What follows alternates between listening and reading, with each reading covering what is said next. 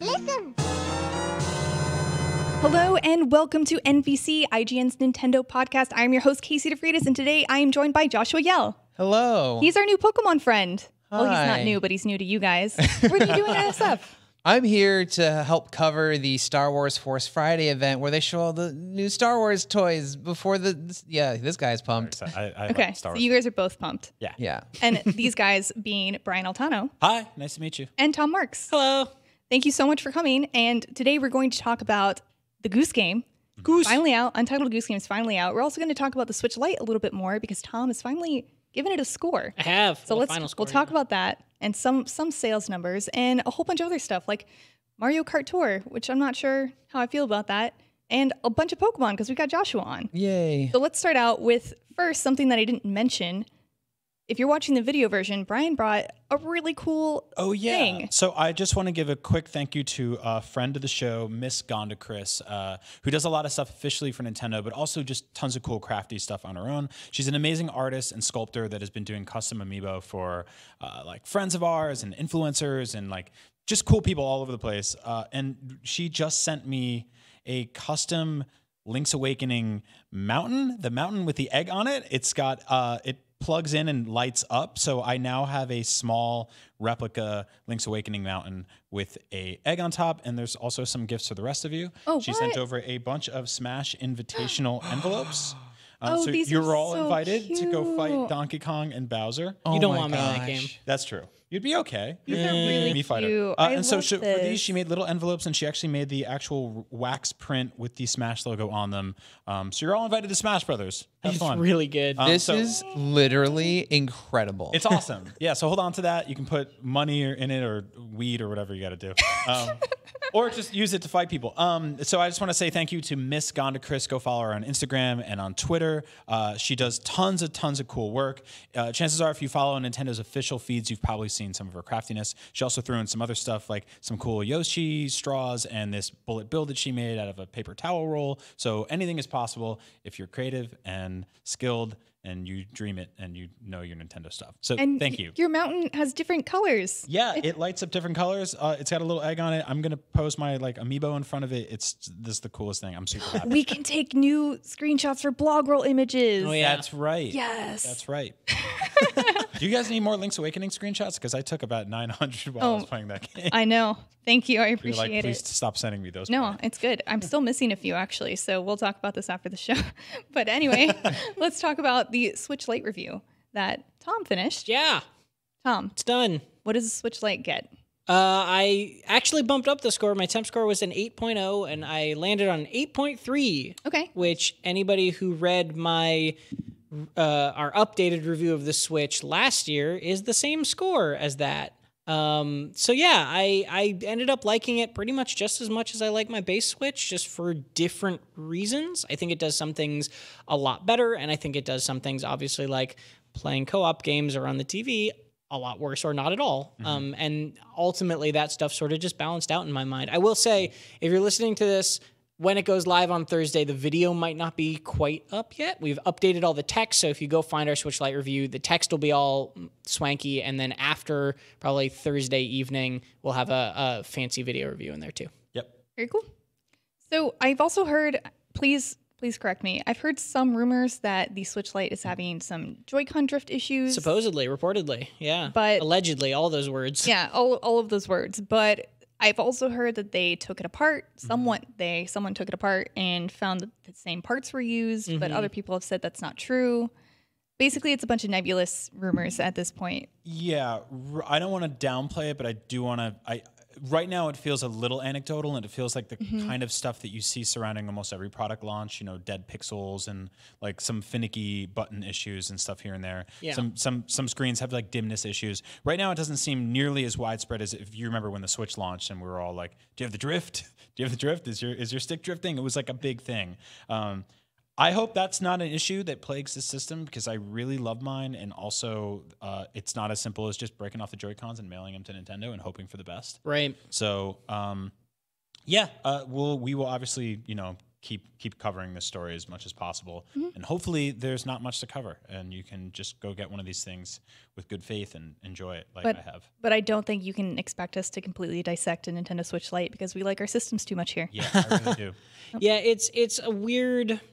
It's one of those things that feels like it should have been a thing that was fixed for this version of this system. And we, like Brian said, some people have posted, like, there was a video online of somebody who reportedly had drift, but who knows if that's the same drift, if that was a manufacturer defect, something else. We don't know. It's still early days in that regard, but I really hope that they did something to actually fix that, and I hope that we end up getting a definitive answer, because otherwise the answer is either going to be no one has the issue and it all goes away, or 6 months down the line we have a slew of Reddit posts of people being like, I had to mail my entire Switch and then the save data was wiped. Has happened to you, Brian? happened to me before. It will Something be like wiped.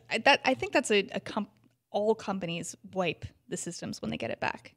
It's just what they do. There are definitely people who've gotten their Switches back. I actually read stories from people who sent their Switches in for repair and then got that dreaded email that was like, sorry, all the save data's gone. And then they get their Switch back and it's still there. Oh. So play the Weird. lottery because you're lucky. To piggyback on what Tom was saying earlier in terms of the review, I've been using my Switch Lite pretty much exclusively for almost a week now, and I adore that thing. Yeah. I love that system so much. I would say, honestly, like, weirdly, my biggest complaint with it is that when I'm done playing it, I don't have just a place to put it. Like, it's sort of like how your phone might not necessarily have a home, but maybe like a cord hanging out of a socket somewhere that you plug it in regularly. Like, I wish there was a dock for this thing, not to connect to the TV, but just to sort of just like drop it in when I'm done and be like, it's going to charge. I'm going to sleep now. And when I wake up, it's going to be at 100%. Yeah, that's funny. Yeah. I think one of the conclusions I came from, and I'm really glad that we did a review in progress and instead of a final review right out the gate, because one of the conclusions I came from over the last week is that if I'm playing in handheld mode, I'd rather be doing it on a Lite. Same. And I was thought that it might be like, oh, this is just a different version that's smaller, but really I think the Lite is just a better constructed device. I think it feels better. I think the buttons are better. I think the size is not distractingly smaller, and it is just a better thing. It's just to get that and to get the $100 less price that comes with it, you are sacrificing the flexibility of, you know, being able to play local co-op games, being able to plug it into a TV, being able to have motion controls that actually function in a useful way, like playing like the motion controlled dungeons in, I think I mentioned this last week, the shrines in Zelda Breath of the Wild that are like the hammer that you have to swing. Like that's just so inconvenient on a Lite, and there's nothing that you can do about that, and that just sort of is like lame. But the benefits that have come elsewhere sort of balance it out. Yeah. It really does feel very light. Like It's wonderful. It was kind of incredulous when I picked it up. This is actually a huge noticeable difference compared to my regular Switch. I don't think I'll ever play. I don't know if I'll play my regular Switch in handheld mode anymore. Honestly, the Switch Lite makes the Switch feel like the way the DS Lite made the launch version of the DS feel. Yeah. It was like this big clunky layer cake. Pretty I mean, much. when you pick up the regular Switch, it's definitely noticeably bigger, but it's also just kind of creaky, and the Joy-Cons are a little wiggly, and there's that kickstand on the back, and this just feels like the form factor on this thing is just so nice. It's got me replaying a whole bunch of games. I'm really digging the D-pad. I really like this thing. Yeah, we me also too. got some early sales numbers from the Switch Lite so far. About 160,000 have sold in Japan, according to Bloomberg, which was below the forecasted 300,000 units. But I feel like a lot of people are going to pick this up for Pokemon, and Pokemon's not out yet. Yeah. So maybe that's affecting it. I don't know. There's not much reason to get a Switch Lite right now, right? Yes. Like there's not really a driving force to do it at Unless this you very don't- moment. Unless you didn't already have a Switch and really want to play Link's Awakening. Yeah, I get. That's the biggest reason, right? And I agree. I think once we get closer to Pokemon, once we get closer to the holiday, that might pick up. But I'm not a sales guy. so- I'm not either. But another thing that was interesting is that when the Switch Lite launched, more regular Switch units sold as well, which was very surprising. Were people trying to get? They're like, ooh, that one with the better battery. Yeah, maybe Maybe. that was it. the rising tide raises all ships or whatever that saying is. I think Did you learn that in Link's Awakening? Yeah. Or is that for Wind Waker? I mean, I think that both could apply. I do think the power of Link's Awakening helped a lot here. I was reading that it's the fastest selling Switch exclusive of the year. I mean, which is insane to me as somebody who's always loved that game. And it's just this like weird Game Boy game that they remade this year. And like to have this cultural zeitgeist moment where all these people in social media are talking about that game and playing that game and making fan art and covering music songs from it is just surreal to me. So I think a bunch of people maybe went out and bought a Switch and wanted the new Zelda game, and that's awesome. And it's the first, I guess not really, but it's the first game that has consistently stayed with more wiki traffic, like more than Breath of the Wild for multiple days in a row. That's crazy. And that usually doesn't happen. Usually Breath of the Wild is number one and is only overtaken by like maybe GTA and Red Dead once in a while. Casey did an awesome job with that walkthrough through because she wrote it in the voice of like the narrator documenting Link's adventure. Which is, it's so very cool. cute. Yeah. I'm really enjoying it. I'm still not done with it. Don't tell anyone.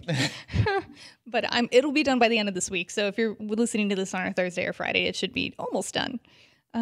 So also speaking about the Switch, I wanted to point out the Satisfy Grip because they came out with the Satisfy Switch Grip Pro. Yeah. Which is actually Tom's Switch grip because my fiance, that's weird to say. Congrats. Congratulations. He took mine off my Switch and used it and didn't put it back because we fight over it. But that's marriage. So this is Tom's.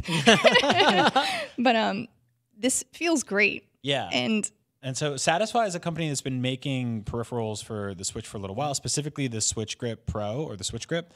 And the first version of this one was really awesome. It's basically a grip that slides over your system in handheld mode and sort of accompanies the fact that the sticks are asymmetrical on Switch. And so you have these sort of big handles on each side. It's pretty lightweight. And the one on the right's a little longer out to accompany the fact that it's, a lower stick on the right side. And it makes it feel, I've said before, like it makes it feel sort of like a Xbox One controller or something like that.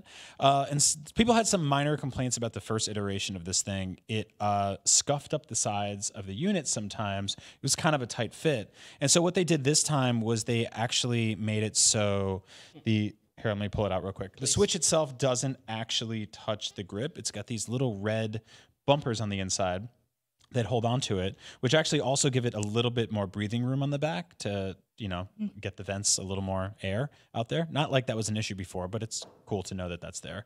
And they're also making one for the Switch Lite, which is available this week as well. And so I think they're both $26, and you can get the deluxe kit for $45 that comes with a case and some button sticks and stuff like that. Yeah, hearing you guys talk about the Lite, I've yet to actually hold a Lite, so I don't actually know. Oh, he's got it. He's going to go get it. But the biggest complaint for me for the Switch was always that, it felt like I was going to break it. Like, they just didn't feel like a sturdy, singular unit. But this makes it feel like an absolute unit. Absolute unit. Oh, my gosh. Yeah, it's tiny. You guys are getting my reaction. It's a cutie, right? This is the first time Joshua Yells held a Switch Lite. Wow. I was boring. I got the gray one. I had much deliberation about that, but ultimately I decided to let the colors on screen do all the talking. Oh, wow. No, yeah, this is incredible. I suddenly I don't buy that. Suddenly everything you guys had have no said idea. Yes, I did. snapped into reality. It makes sense now. No, but I couldn't see myself ever, because I really enjoy playing, on the TV, and I could never see myself buying two just to have it on the go. Although it does make me want to buy one of these Satisfy things. It is a frivolous luxury. I will say that. It is a stupid thing to do, but I did it. The actual way that the Switch and the Switch Lite communicate has been fairly seamless for me in terms of like uploading cloud saves. I was playing like Link's Awakening on my TV and my base Switch, and then just like exited out. It immediately cloud saved, and then I grabbed my Switch Lite and just hit a button and downloaded it and got on the bus. And I was like, that's pretty awesome. We're living in the future. Yeah. Switching between two different accounts is or systems is much easier too than I thought, because you have to register one as your primary, and whichever one's not has to basically be always online for any digital games. And I thought that was going to be a super big hassle, but it's actually pretty seamless and pretty quick to swap those. So if you're suddenly like, if your Lite is the one that can go offline, and then you're like, oh, I really want to take my base Switch on the bus today, you can, in a matter of a minute or two, just like swap which one is the primary and take your other one out. And you that's gave me pretty a nice. good tip on that too when I was setting mine up I went into my launch Switch and I deregistered it as the primary, and then registered my Switch Lite as the primary. And now my other Switch just stays home. Yeah. And it's connected to my TV, and it's basically a console. And now I have my Switch Lite, which is a portable, which doesn't have to do sort of the internet handshake to make sure I'm online and a verified owner of the games I own. So, yeah. You know, I just said that I was not going to buy a light, but after hearing you guys talk about it, it does sound so convenient. And I do have certain games that I only play. Like, I think of it as like an airplane game. Like Yeah. Marvel Ultimate Alliance 3 is like my airplane game. When I flew here to San Francisco, I was playing it. So it definitely makes me want to get it just for that. But that's the funny thing is actually, I don't think I'm going to want to use my light on the airplane as much as my base Switch, because I like putting it down on the tray table, and it's it doesn't have a kickstand for that. I'd have to use my Genki stand, and B, the smaller screen means it's farther away from my eyes. It's harder to see when it's like that. Right. So I think I'm actually like, I agree there are games that I just want to play on the airplane, but I think just for airplanes, I'm going to want my older Switchback still. I guess especially for really long flights, if you're going on like a 9-hour flight to You want to hold it up the yeah, entire time? no. One of the things I did figure out too, thanks to some friends in the Nintendo Voice Chat Facebook group, which you should join, is that you will actually be able to transfer games wirelessly system to system, which I knew about, but for some games that are like sort of intrinsically tethered to the system itself, stuff like Splatoon, Pokemon, Mario, no, not Mario, Animal Crossing, I'm sorry. You'll actually be able to beam those from system to system. So I thought it would be like, that save is locked to the system. I thought that too. Born on. Yeah, so you'll be able to send it from one to the other. It just deletes it from the other permanently. But you can probably theoretically just bounce it back and Yeah. forth forever. Right. So that's an option. Which is totally fine. Yeah. And I'm really glad that that solution is out there, because it was something that I was worried about, but Yeah. now we don't have to be. But you know what everyone does have to be worried about is geese ruining their lives. Hey! Because Untitled Goose Game is out. Great transition. Thanks. So this is something else that Tom also reviewed. It is. I've had a busy week. It sounds like as a deputy reviews editor, you do a lot of reviews. Occasionally. Who would have thought? I think I'm second only to Mitchell Saltzman in terms of people on staff who do game reviews, actually. Oh, wow. Because Dan keeps track. And Mitchell is the force of nature who, he reviewed 3 different games in 3 weeks once. Like, he just goes. He's unstoppable. That just makes me want to. That Yes. makes me want to die just thinking about it. Yeah, he's the man. But yeah, I reviewed Untitled Goose Game, and it's a very, very fun time. I literally started playing right before we started the show. I just ran around and honked at things for 2 minutes, and I'm already in love. That's the game. That's the appeal I of the just want to game. honk at things. I'm like, hey, come open this gate, and I just honked a bunch, and then eventually came and opened the gate. It was wonderful. I really like this game. I mean, it's silly, but that is so much the appeal of it, is that just pointless pomp of being a goose and not caring. Because like there's a button in the game that lets you spread your wings, and if you're standing still, you flap, and it literally does nothing. Yeah. That button, flapping your wings, except for one moment, which I won't spoil in the game, has absolutely no function whatsoever besides you just tripped a little boy into a puddle and you want to like front on him and be like, what up? Like that's the whole reason that button's in the game, is like you're just a jerk who is a goose and you just That's great. flaunt it. It's great. Yeah, it's very silly. There are a lot of sort of chaotic, murderous nuisance simulators out there, and I feel like this is more of like a benign, jovial nuisance simulator. Like you are an ornery, annoying goose who bothers people all around town, but you don't kill them, you don't maim them, you don't hurt them. You just like you make Take them their like, rake and throw it in a lake. You take their rake, throw it in the lake. You make them spill their coffee or whatever. Like it's like you're an ass, right? You're running around and you're just bothering people, but you're never. You're never. It's almost always sort of harmless, and I really love that. A lot of games don't really fall into that rubric. They're always like it's like a GTA where you're like you hit someone with a car and they die, you know, or like you shoot somebody and like they also die, or they don't die and they lay on the side of the road screaming. But this is basically just like you just kind of bother people, and it's also very smart. There's a lot of great puzzles and a lot of great storytelling that happens within this small world. The dynamic music, the way the piano keys sort of trickle in and out depending on what you're doing or how intense moments are getting, and then it kind of just goes away, are really, really special. I really dig this game. Yeah, the music definitely sets it apart a little bit in a way I wasn't expecting. Yeah, I give it an 8.0. You can Which check is out great. my review. I think it's a great game. I just wanted more of it. You know, it's this funny thing. It's so hard to. I was having this conversation. I think it was with Max earlier in the week or late last week about the length of games and like what is too short, and trying not to devalue art and make it, because games are hard to make and they've been working on this for a long time. So who are we to say that, you know, they're overcharging for it or whatever? And instead of being like, this is too much money, the way I look at it is I wanted more of this, right? Like I felt wanting at the end of it rather than I felt cheated, if that makes sense. Like the best comparison I have is Sayonara Wild Hearts, which we talked about on the show last week, is probably a similar length to Goose Game.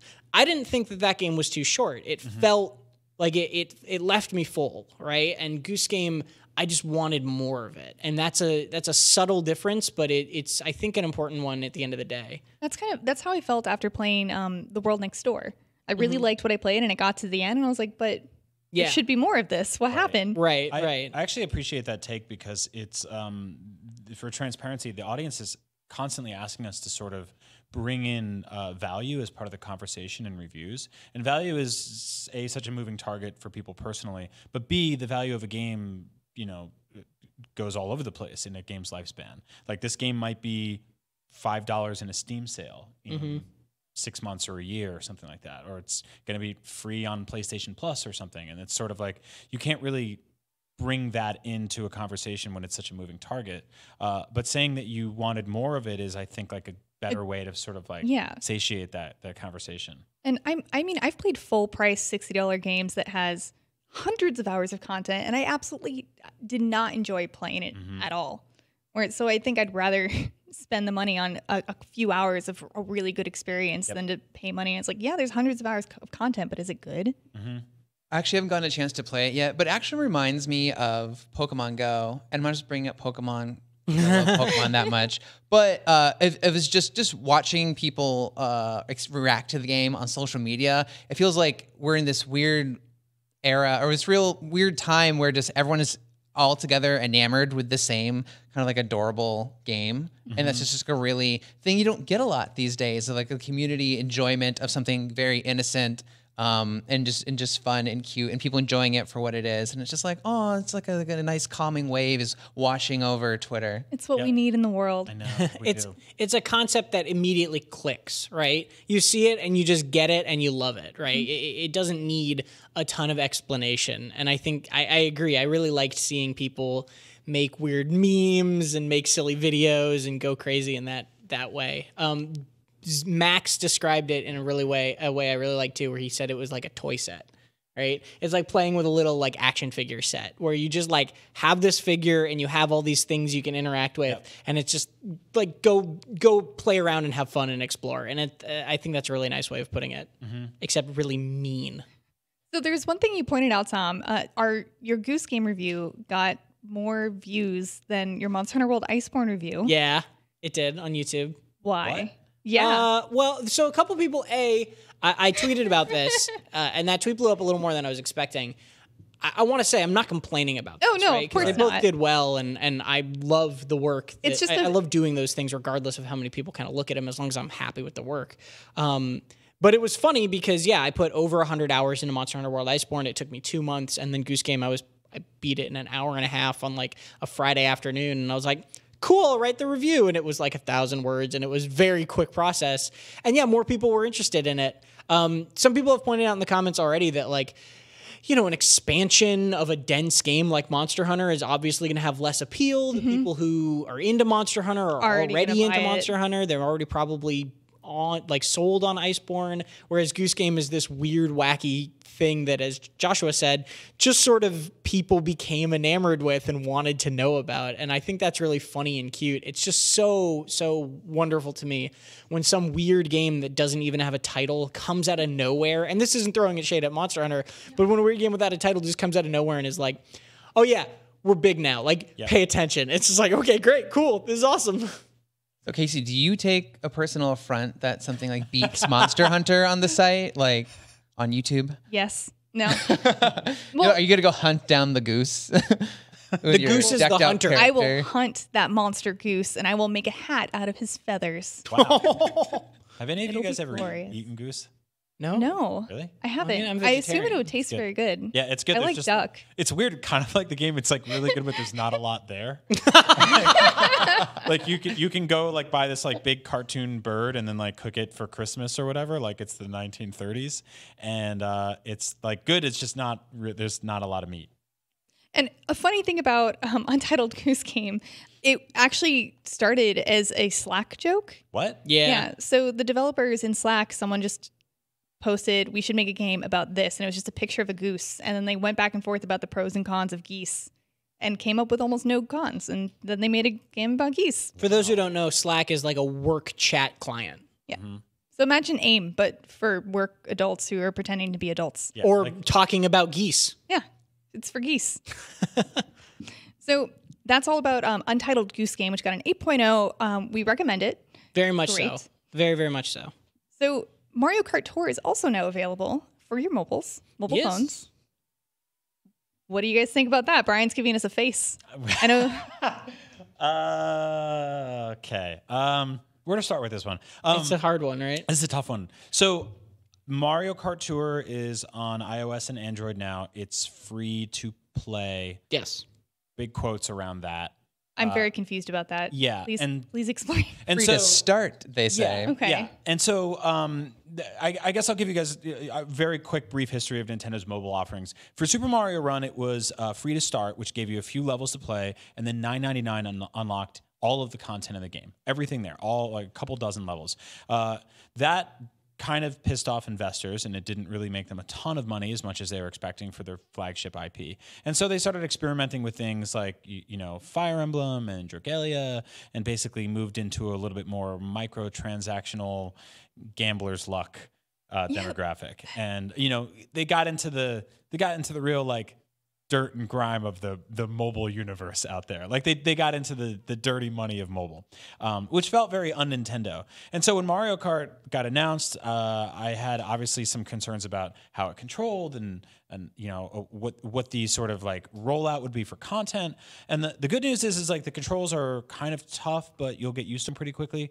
I was playing on the sort of like the pro mode today, and power sliding really well. The game's really pretty. The graphics are really clean. You play it all with one hand vertically. Really high production value. Yeah. On everything just is sleek and looks great. Yeah, absolutely. And I think that like I was like, well, everything looks good here. It had your typical sort of like daily login bonus stuff. And then you start digging into the currencies, and there's gold coins that you can buy with rubies, and then there's rubies that you can buy with money. And all of those things you can, like the gold coins you can unlock through regular play, picking them up throughout levels, which is something you've been able to do since the Super Nintendo. And the rubies are a little bit more nefarious, because those are the kind of things you'll have to like pay for individually. Now it's $1.99 for 3 of them. So for 6, you'll have to spend $4. And that allows you to launch the pipe once, which is their slot machine, which gives you an opportunity to unlock a cart, a character, or a hang glider. I think we need a wiki page for this. Yeah, it's a lot to unpack. And so a way to circumvent that is to pay for the $4.99 a month gold subscription. This is where things start getting weird, because I'm not used to paying for a subscription for Mario Kart, which is a game that you can buy feature complete for $60 on Switch, and probably even cheaper in a sale.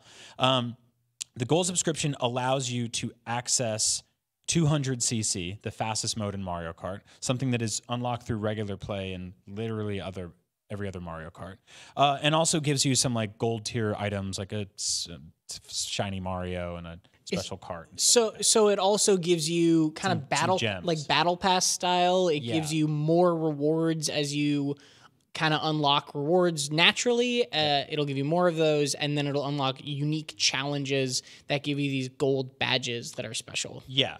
And so I guess my biggest issue here is not that this is free, not even that they have these sort of like greedy microtransaction subscription services, which are as expensive as Apple Arcade, something that launched simultaneously this week with a full-fledged feature-complete kart racer in Sonic All-Star Racing, or B, significantly more expensive than Nintendo Online, which gives you 20 Super Nintendo games and a bunch more NES games. But the fact that I don't have, as a consumer, the ability to just give them a bunch of money up front to circumvent all of this nonsense and just play Mario Kart on my phone without having to worry about all this. Like, if there was an option for me to throw them $20, $30, $40, $50 and just buy Mario Kart to have on my phone, great. And let me unlock stuff through normal play. Awesome. The fact that that's not there means that I'm going to give them $0. And you can just play this game without spending money. Yes. And in terms of other like mobile games that kind of try to get you to pay, this one's actually pretty okay. There's not like a gate that I've found where it'll be like, you got to wait till you have energy left to do this or whatever. Tired, yeah. Right. There's none of that I can see yet. Yeah. But to your point, and you'll still be able to unlock cars and racers, it's just going to be like hilariously slow. Yeah. It's going to be like coins. You get maybe 10 to 20 at the most coins per race, and one racer in the daily section of the shop, which changes every day, and you can't just pick exactly what you want. I think Toad today was like 500 or 600 coins, right? Like it's a lot. And that's the part of this that really annoys me, because especially like I enjoyed the game. Yeah, like me I think too. it's actually like a pretty decent translation of Mario Kart to a mobile one finger control. Like I think that is actually, it looks great, it sounds great, the tracks are cool, the controls are pretty well done. It's just so disappointing that there's all this other garbage dragging it down, and especially in the light of Apple Arcade, it's like, man, $5 a month for just making the game feature complete is sort of weird and makes me go, and that's like, I don't know. Especially if you want to keep it on your phone, it's going to be $5 a month forever. Like there's no cap. What is this? Yeah, right. I mean, it's not like they've announced justification for holding on to this for years and years. I mean, this is $2 less than Disney Plus, which is going to have like literally every Marvel movie and Star Wars and every animated movie you grew up watching. I think the idea is partly that every 2 weeks, I think it is, they're changing out the cups that you do. They're doing different tours. So right now it's the New York tour, and there's all these cups that go with that. And then 2 weeks from now, they're going to change it to whatever the next tour is. And so the subscription, I think, is partly just they feel like they're going to be updating this game frequently. And if you want to get in on all of this content and all of these new rewards, you're going to need to keep paying this subscription fee. And again, you can just not pay the subscription fee and just play Mario Kart, but you're going to be unlocking new characters extremely slowly.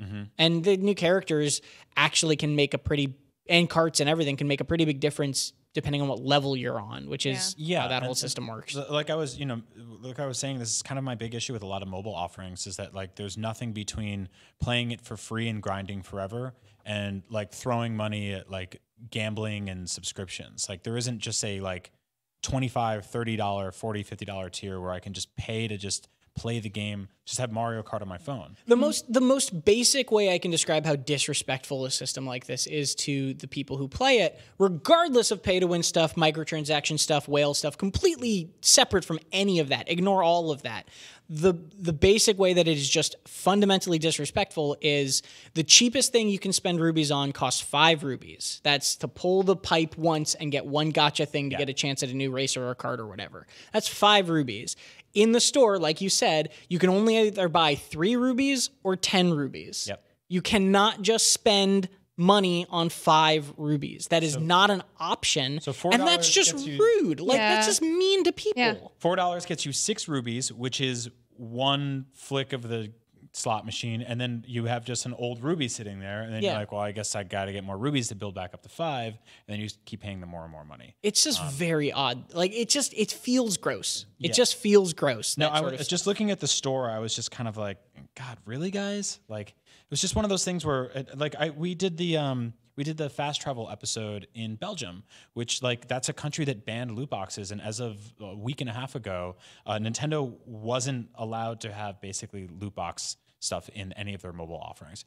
And so like you just straight up couldn't access those things, like the weird fortune cookie stuff in Animal Crossing or whatever they do in Fire Emblem. It's like, it's just your run of the mill. I don't know. I played Fire Emblem and Dragalia Lost, and the gacha stuff is also not necessary because you will unlock characters as you play. So they don't really like need to do it. It's just nice.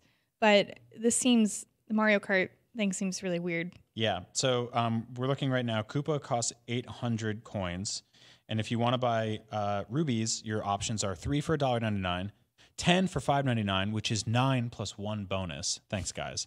$12.99 is 20 plus 3, so 23 total. $26.99 gets 48, and the top tier is $69.99 for 135 rubies. And those rubies don't guarantee you anything. They just guarantee you more money to dump into a slot machine. Yep.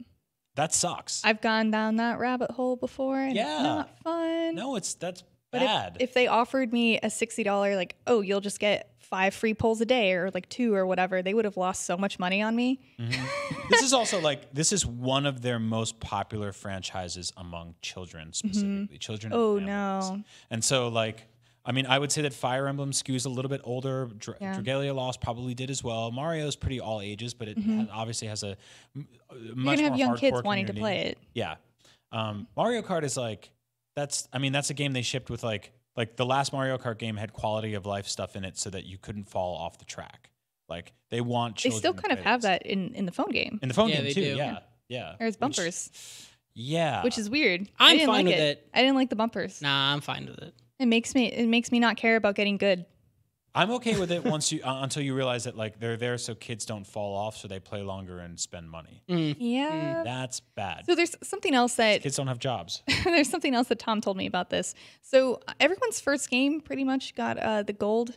We won first place in our first race, and I'm like, wow, I was really bad. How did this happen? And then Tom told me that they're all fake players. As far as we can tell, no one you play against is actually it's all a bot. Yeah. Do you guys And- know PUBG Mobile did this too? Where Yeah. they AstroTurf the first few rounds of anybody who just downloaded the game, and you would get a chicken dinner in your first or second game and be like, oh Get my you hooked. God, I'm awesome at this game. I'm going to keep playing it. Oh no. But as far as I can tell, this is not just a first game thing because I'm 10 races in or whatever it is, and you can test this for yourself. This is how I did it, and we don't know that we've reached out to Nintendo for comment on the actual mechanics behind this. But if you start a race, it'll generate a bunch of player names, and then once the race starts counting down, if you just flip your phone into airplane mode, you can just play the whole race and everyone's still racing and nothing disconnects and it's fine, which means that clearly you have already downloaded whatever data those racers are using and they're no longer online, which means you're just racing against either bots or ghosts or whatever the case may be. We're not sure yet. Which is odd for a number of reasons. One, I was playing on my commute this morning and it was choppy every now and then. And I was like, well, if you've already predetermined my level, then what am I actually streaming? And 2, it generates a bunch of names that totally leads to the illusion that you are playing online. I mean, they could be other player names. We don't know. And this is why we've reached out, because this is still a lot of and to be clear, a lot of other racers have done this on mobile. It is not a thing that Nintendo has invented. Yeah. It's a strategy to kind of get people feeling like they're playing against people without having to deal with data spikes and all that sort of stuff. So we just don't know what's going on in the background here. Multiplayer, there's a little menu icon in the menu that says multiplayer is inbound, so there is going to be some actual multiplayer in this at some point. But whatever it is right now is essentially just regular Mario Kart single player, which is against, I think, just against computers as far as I can tell. And look out for a clarification on that sometime soon. But Yeah. let's move on to something positive. Joshua, you've been winning some Pokemon trading card game tournaments. Yay! Yeah, thanks, guys. First, I want to clarify that they're small tournaments. That's I'm still, not you're still winning though. Thank you. That's You really were the nice of you. world That's where it champion? starts. Tom, stop. Not yet. Actually, the reason I am playing these tournaments in the first place is because, as people on IGN may or may not know, much like Casey, I have covered the competitive Pokemon scene from afar, but sort of the competitive itch kind of it got me, it bit me, and now I wanted to toss my hat in the ring. That's the expression, right? Toss my Pokeball in the ring and actually try and qualify for the World Championships for this upcoming year in 2020. So I started going to all these tournaments and stuff, and then I won a couple of the baby ones, which are called league challenges, and you get points from each one. The little ones you get 15 points, and the next tier up are cups where you get 50. Then there's regionals, which are hundreds of players, and there's more, and then so on and so forth. And so you have to just accumulate 500 points within the year. So I have 100 in 67. You're almost there, and it's not even the end of the year yet. Almost there, but I'm off to Trying to be positive, a Joshua. decent start. But I actually brought some Pokemon cards if you guys want to indulge in some nostalgia. Oh, I'm gonna Oh, are take these them all. the Yeah, old take them out. ones? Yeah. These are like old original cards. So I like these currently we play with modern cards. You can only play with the last like 2 or so cards. They have like a list. It's called standard format. But these I got for fun. I got them online, and someone had them for sale on Etsy. I think it was Tricky Jim. And they just put together the original Tier 1 deck, which was called a Haymaker, right? These that's are what back these from are. like the base set through Fossil, I think. And it was called Haymaker because it was full of Hitmonchan and Electabuzz, who are just 2 Pokemon who can attack for 1 energy, right? And there was so much energy removal with no restrictions on what cards you can play. Now things are restricted. Like really powerful cards are called supporters. You can play 1 per turn. But back then they didn't have anything. So you could just spam a bunch of like really powerful energy removal and really just powerful cards. And that was the Haymaker format, where you just punch each other back and forth.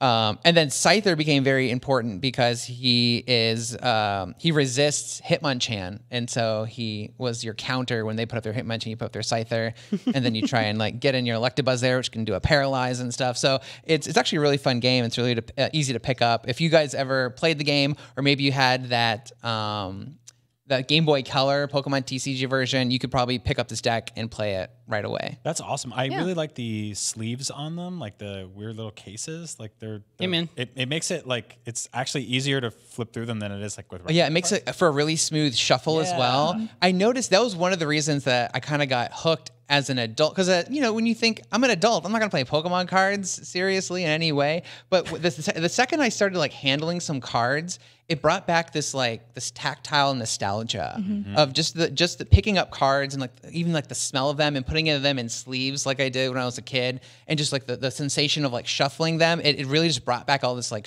these like strong memories and feelings and how fun it was, which is how I got back into it. So for like the uninitiated, or for those who were initiated and then de-initiated and want to reinitiate into Pokemon, how did you decide like where do you go to start competing? Do you find local tournaments? Yeah. Well, the first thing you should do for a refresher is to download the Pokemon Trading Card Game Online, which is available on pretty much everything on like PC and iOS and stuff. And that has a tutorial of how to play with all the modern rules, because it's not quite the same as it used to be. They like changed some things. They balanced it out a lot more, because before you could like play all these cards and attack on the first turn, and then if your opponent doesn't have any Pokemon, they just automatically lose. It's called getting benched. So they got rid of most of all that like kind of more toxic, degenerate stuff.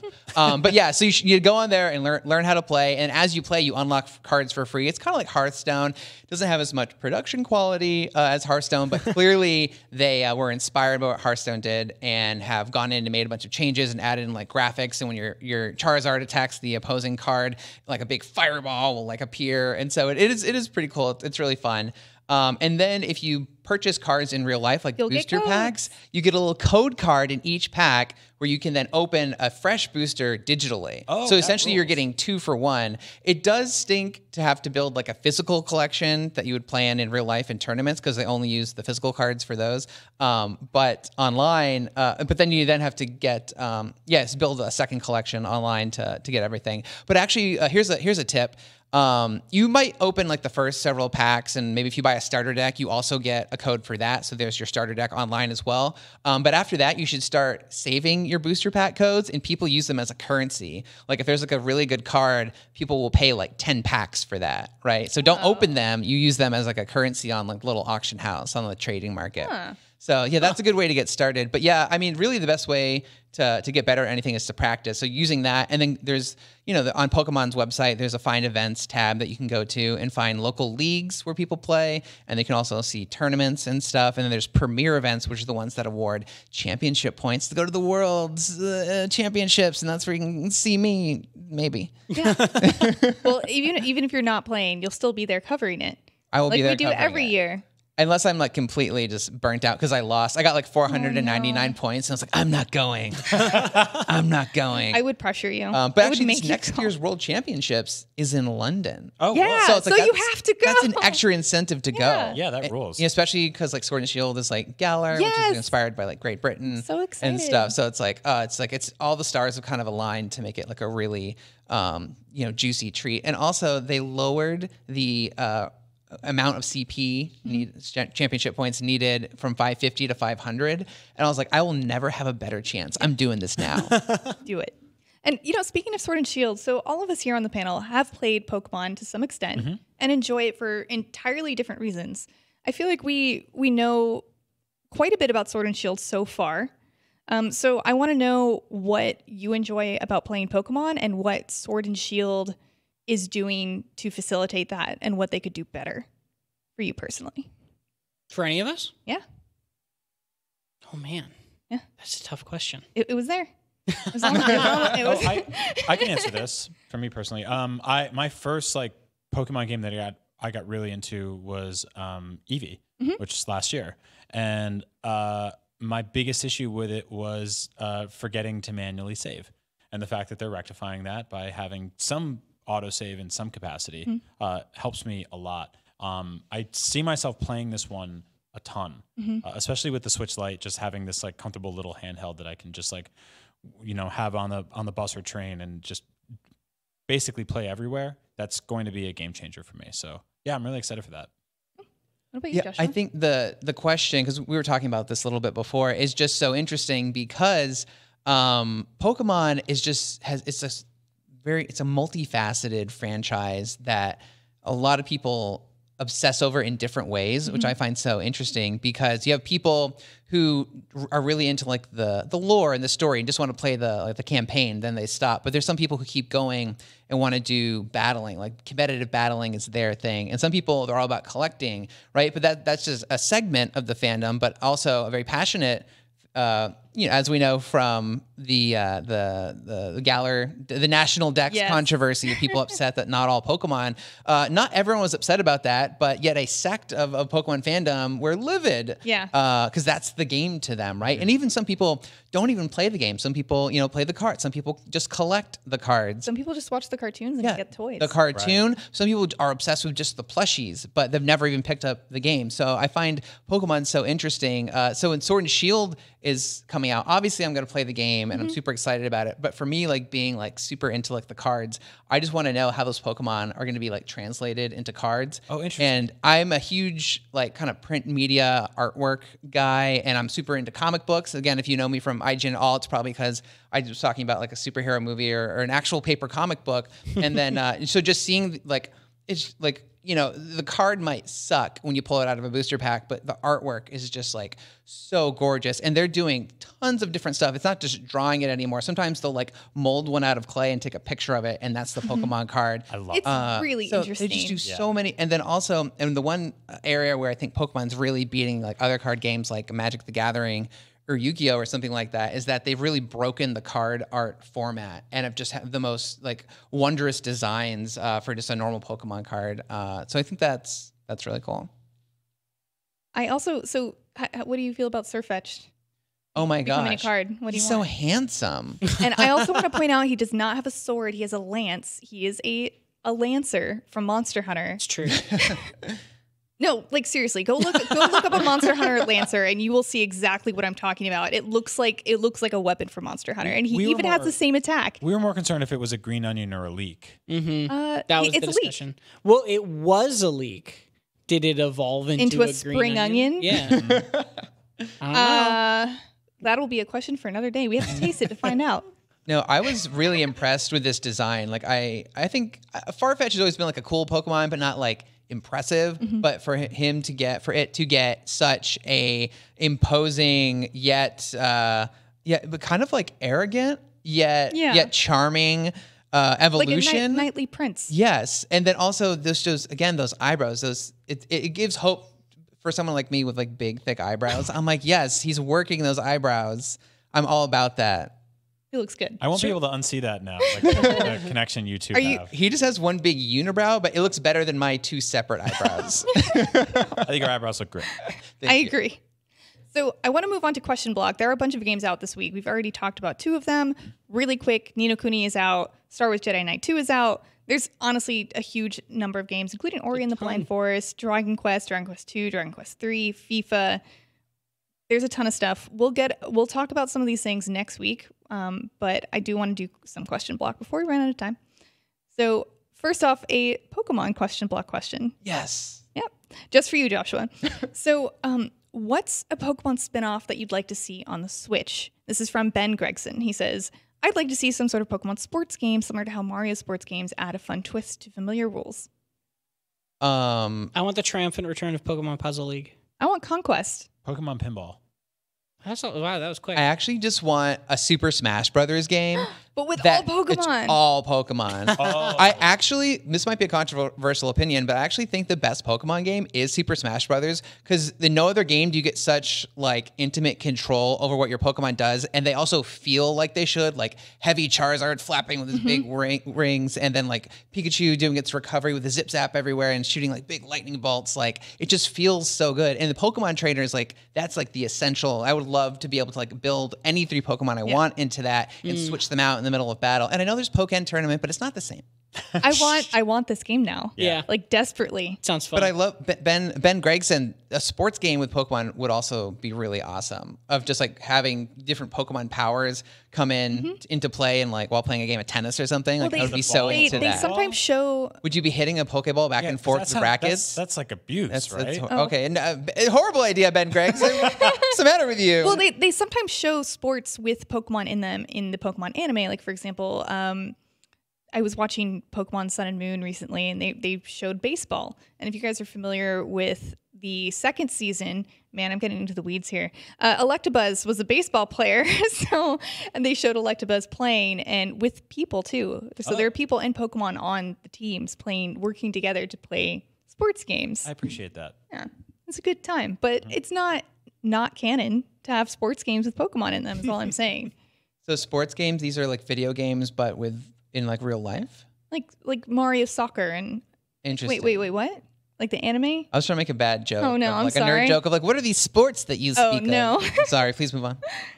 So on to more question block from Ron Joseph. He says, now that Link's Awakening is out, how would you rank the 3 2D Zeldas on Switch? A Link to the Past, Link's Awakening, and Cadence of Hyrule. Yes, I'm counting it, is what he says. Trick question. There's actually 5 2D Zeldas on Switch. Oh, you're right, because there's more now. This is from... also... Well, I don't know. Yeah, I guess there's also Zelda 1 and Zelda 2. And Zelda 2 is halfway 2D in the top-down areas. And those are both through the NES Online app. But Link's Awakening is still better than all of them. Yep. Is it fair to compare Link's Awakening remake to the other classic games and Cadence to the other classic games? You know what I mean? Yeah, I think so. I mean, the Link's Awakening versus Link to the Past debate has been going on for decades. Most people prefer Link to the Past, and they're not wrong because that is an excellent game. I think it's a little long in the tooth, and I think it has a slightly less interesting overworld. I think that game gets a little bloated. And this is like me talking about one of the greatest games of all time. Link to the Past is amazing. It's one of the greatest games of all time. But I do think that Link's Awakening is a tighter, better game with better pacing. Right. Personally. So also about Link's Awakening, this one is from Ronnie Anthony on our Facebook group. You can find it by searching MVC podcast forums on Facebook. He asked, Link's Awakening got me thinking, what is the best video game remake of all time? Oh, man. Zero Mission is definitely up there. Yeah? Which was a remake of the original Metroid, which was sort of a fun but cumbersome game. It added a lot of great quality of life stuff. It's a tough one. Probably RE2, Resident Evil 2. Oh, yeah. God, that was an excellent remake. This year's Resident Evil 2 remake, I think, reset the bar for remakes and kind of what they could be while still keeping the original spirit of a game alive. Mm-hmm. I think that is probably the comparison most people will make, not just throw shade at Link's Awakening or anything, because it's a very good remake. Yeah. I don't know if this is the best of all time, and this answer won't surprise anybody, but Pokemon Let's Go, Pikachu and Eevee. Oh, yeah. Only because having the Pokemon out in the wild just made that world come alive like I'd always dreamed. Yep. And it was just like, it was so gorgeous and so fun. And I was like immediately re-addicted to this game. I've already played like 100 times. So I thought, it made it worth replaying. yeah, I do wish there was an iota of difficulty, which is my main problem with all of the modern Pokemon games. But aside from that, no, it was gorgeous. I can Wonderful. definitely agree with that. So I haven't played it yet, but I have I played it at E3. I have not played the full game, obviously, because it's not out yet. But I think Final Fantasy VII Remake looks like it will be pretty amazing. Yeah, that is a absolutely bonkers way to retell that story. Is just to go that far. They said that the way they are remaking it is by taking it as if it's a brand new Final Fantasy game, and then just making it, but with the same characters and stories and such. So I have very high hopes for that game. Or multiple games. Yeah. Oh, yeah. Well, I guess we'll find out. Yeah. But that is about all the time we have left. We actually have to get out of the studio so that Unlocked can come in and talk about Xbox. Gross. Kidding. Xbox is totally fine. I'm totally kidding. I don't mean to be. Fired, I'm taking my lessons from Sakurai, who specifically told me to go play Xbox. You're right. So go play Banjo-Kazooie on Xbox, guys. That's the last thing I have to say about this week. Thank you so much. Until Rare Replay comes to Switch. Yeah. Oh, man. That might happen. Fingers crossed. So, hey, thank you so much for watching Nintendo Voice Chat, IGN's Nintendo podcast. You can watch or listen to us on your favorite podcasting platform or YouTube or IGN.com every Thursday at 3 p.m. And remember, this is the only place you can Get the thing.